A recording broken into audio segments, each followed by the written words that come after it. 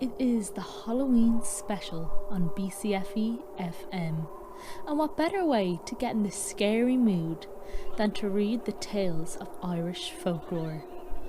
I'll start off with something that will ease you into this spooky special, and it all begins in Mayo. About 2 miles west of the village of Cong in County Mayo, there is a cave known as Pigeon Hole, or Pull na Gulum in Irish. Once inside the cave, you'll be struck by its size and the river running through it, which at times could be mistaken for the cry of the banshee. The walls are covered with bushes and ivy, and this is where the pigeons nest, which is what gave the cave its name. The legend of the fairy trout concerns 2 young lovers who are engaged to be married. One night the young man was ambushed and murdered, and his body was thrown into a nearby lake.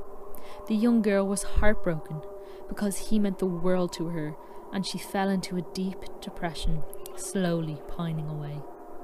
Eventually she wandered off and was never seen again. Some say she was taken by the fairies. Shortly after her disappearance, a white trout appeared in the local lake. People had never seen such an unusual fish, and soon rumours began to spread about the fairy fish. In Ireland, the belief in fairies was very strong at the time, and superstition was rife, so the fairy fish was given the greatest respect because it wouldn't do to upset the little people, as the fairy folk were called.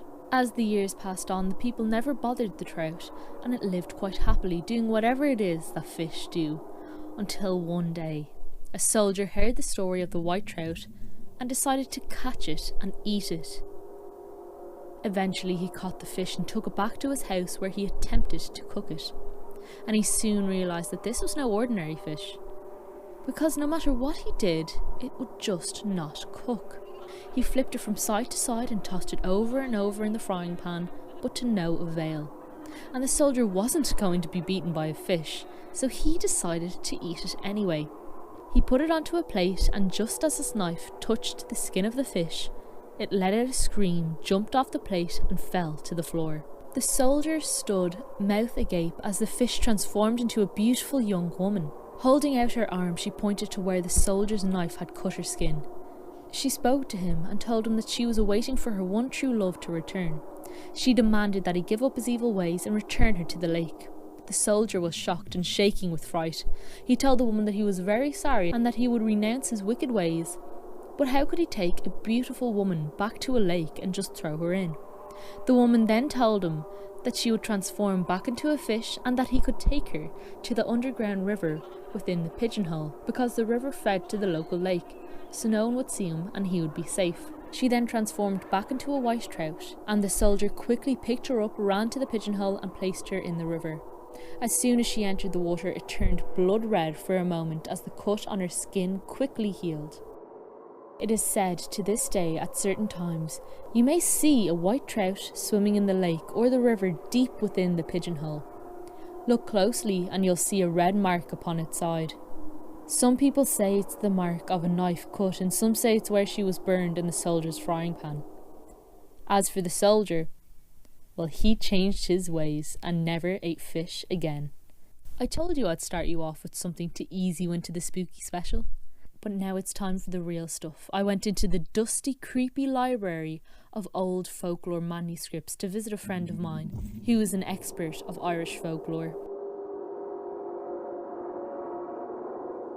Traditionally, often you'd find, say, that the fairies had an abhorrence to blood.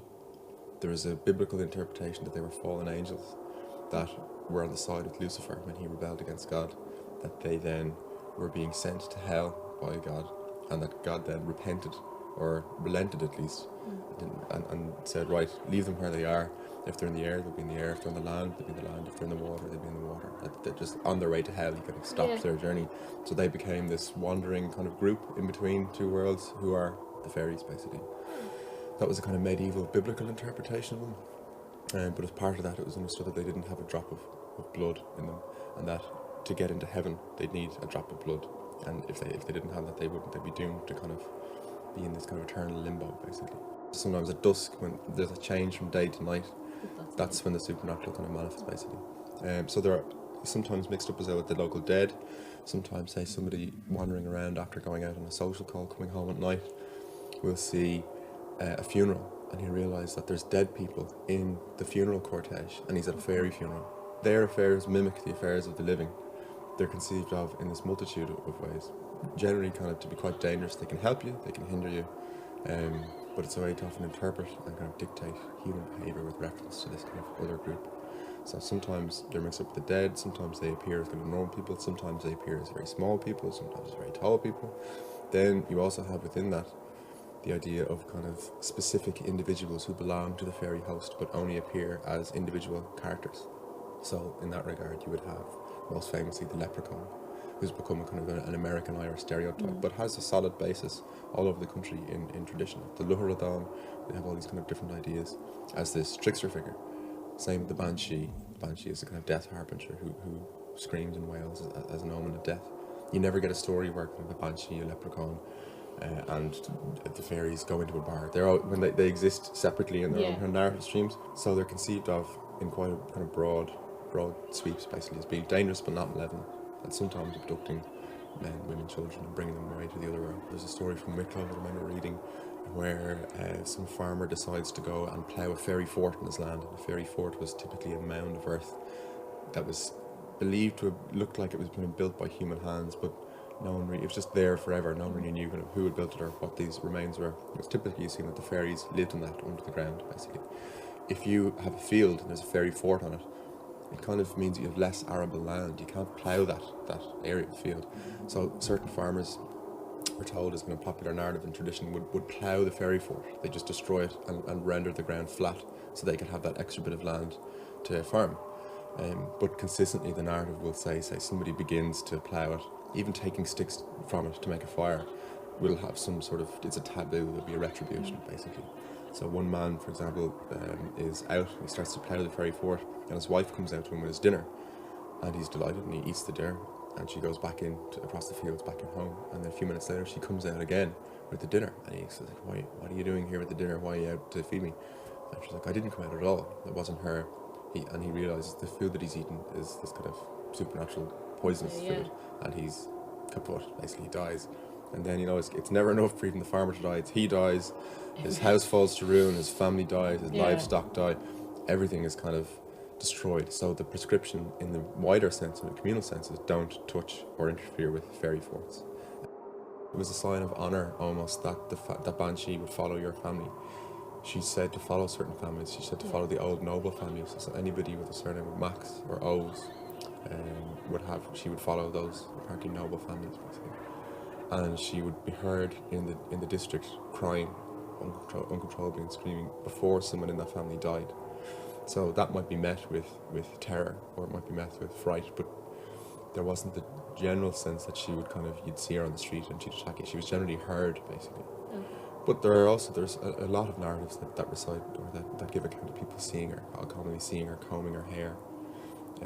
It's a particularly old idea of the otherworld woman who's often seen combing her hair by a river. These kind of old European notions as well. So you find reference to that. All these things that kind of continued over countless generations. The old ideas that manifest in this death harbinger. So she typically foretells a death, but there might also be a certain sense of pride in that she'd follow a certain family. There's an instance from Kerry where some kind of peasants in this village or whatever are kind of frightened to hear her when they hear her screaming in the area, and she interrupts her lamentations, and they hear her voice kind of booming in, that she to stop their crying and don't be upset, that she doesn't give a shit about these particular, you're not worth her lamentations. Kind of scolds them and then goes back to her screaming and crying, and the next day they hear that such and such a lord up in the hill, the old kind of Gaelic nobility, has died.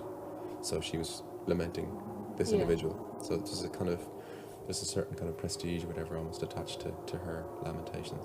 The banshee is related to this old death harbinger, the Morrigan, the Morrigan, the phantom queen, who's part of the panoply of old pre-Christian deities who are often triplicated. There's three of herself. And there's Nemeth, Bow, which is the banshee is called the Bow in Wexford and other areas of the country. Oh. And the Morrigan, the phantom queen. Nemeth means panic. She'd appear on a battlefield and just spread panic by just the sight of her. There's the idea that the banshee or the bow, there's an old word, Catu Budu, an old proto-Celtic word that means battle crow. pretty bloody cool name. And this was a carrion crow who'd feed on the dead bodies after a big battle. And that symbol was kind of understood as a harbinger of death, basically. So in the story about Cuchulainn, when Cuchulainn dies, the supernatural, the hero, the mythic champion of the Ulster cycle, who fights off the armies of Maeve and Alil, the people of Connacht, and protects the Ulster people, you see that famous statue in the GPO of the man tied to the rock, and there's a crow on his shoulder. That's the Maureen, the Phantom Queen, Catu Buddha, and that Buddha is the bow that you find to describe the Banshee in Wexford.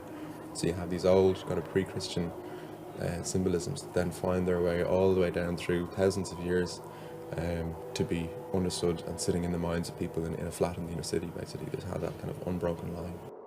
I think I've scared you enough for one Halloween. Now go and enjoy your night. But try not to bump into any old wailing women on your way home.